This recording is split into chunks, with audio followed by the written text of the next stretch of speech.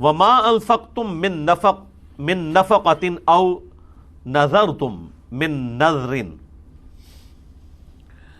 اور جو کچھ بھی تم مال خرچ کرتے ہو اللہ کی راہ میں یا جو منت مانتے ہو تو یقیناً فإن اللہ یعلمہ، یقیناً اللہ تعالیٰ اس کو جانتا ہے. وما للظالمین من انصار، اور ظالموں کا کوئی مددگار نہیں ہوگا. یعنی اللہ تعالیٰ کو پتا ہے تم نے اخلاص کے ساتھ کیا یا نہیں کیا، ایون چھپا کے بھی کیا تو ٹینشن نہیں لینی کہ اللہ کو کیسے پتہ چلے گا، اللہ کو ہر چیز کا پتہ ہے.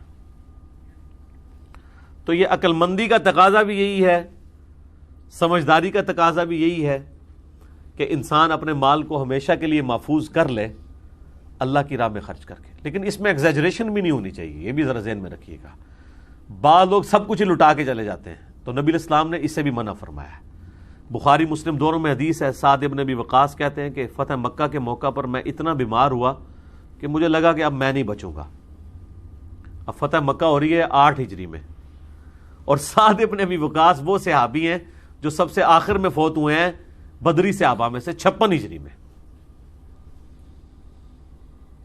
آخری بدری صحابی جو فوت ہونے والے ہیں وہ سعد ابن ابی وقاص ہیں. تو 8 ہجری میں وہ کہتے ہیں میں اتنا بیمار ہوا کہ مجھے یقین ہوگا کہ میں نہیں بچوں گا. تو حضور علیہ السلام میری عیادت کے لیے آئے، تو میں نے کہا یا رسول اللہ میری تو ایک ہی بچی ہے، تو میں چاہ رہا ہوں کہ میں اپنا مال اللہ کی راہ میں خرچ کرتا ہوں، تو کیا میں 2/3 مال اللہ کی راہ میں خرچ کر دوں؟ تو آپ نے اجازت نہیں دی. پھر ان کا یا رسول اللہ میں آدھا مال اللہ کی راہ میں خرچ کر دیتا ہوں. آپ علیہ السلام نے اس کی اجازت بھی نہیں دی. پھر بڑی مشکل سے 1/3 مال کی اجازت آپ نے دی، اور پھر آپ نے فرمایا کیا تم یہ چاہتے ہو کہ تمہاری اولاد مرنے کے بعد لوگوں سے مانگتی پھرے؟ اس سے بہتر ہے کہ تم ان کے لیے چھوڑ کے مرو. یہ ایک ڈیٹم لائن ہے حدیث میں کہ 1/3 سے زیادہ مال کوئی شخص اپنی جائیداد کا اپنی زندگی میں کسی کے لیے ہبہ وصیت نہیں کر سکتا. 1/3، 2/3 مال اسے چھوڑ کے مرنا ہوگا، اور یہ 1/3 بھی ایز اے لاسٹ ریزارٹ ہے.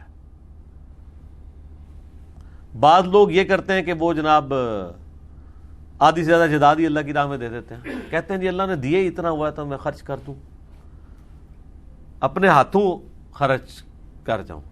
یعنی ان کو یہ امید نہیں ہوتی کہ ہماری اولاد پیچھے سے یہ کرے گی، تو اولاد کی ایسی تربیت کرے نا کہ اولاد بھی اللہ کے کاموں میں لگائے اس کے. تو بہرحال چونکہ اسلام میں مال و دولت کا مالک اللہ ہے، لہذا اللہ نے آپ کو اجازت نہیں دی ہے کہ آپ اللہ کے مال کو 1/3 سے زیادہ مال آپ وصیت کر سکیں کسی. اور وصیت غیر وارث کے لیے ہوگی.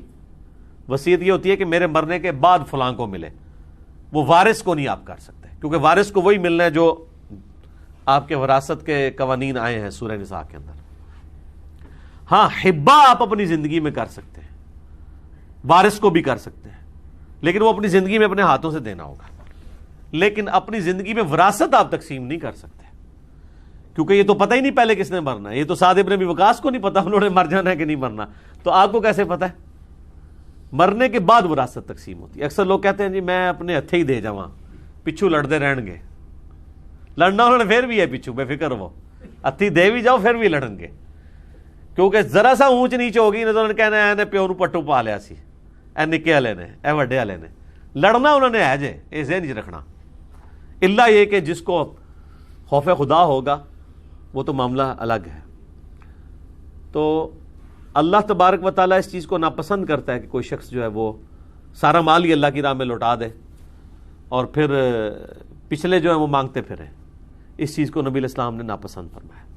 یہی وہ چیز ہے جسے دین کی سمجھ بوجھ کا نام دیا گیا ہے، جو بخاری اور مسلم دونوں میں حدیث ہے. اللہ تعالیٰ جس کے ساتھ بھلائی کا ارادہ فرماتا ہے اسے دین کی فقہ عطا فرما دیتا ہے، اور اللہ عطا فرماتا ہے میں تقسیم کرتا ہوں. یعنی علم دین اللہ نے عطا فرمایا، تقسیم میرے ذریعے ہوتا ہے. یہ آدھی حدیث وہ بریلوی کوٹ کرتے ہیں نا کہ رزق بھی جو ہے وہ اللہ دیتا ہے اور نبی علیہ السلام تقسیم کرتے ہیں. یہ دین کے علم کی بات ہو رہی ہے، اور ظاہر دین تو ہم نبی علیہ السلام سے ہی سیکھیں گے.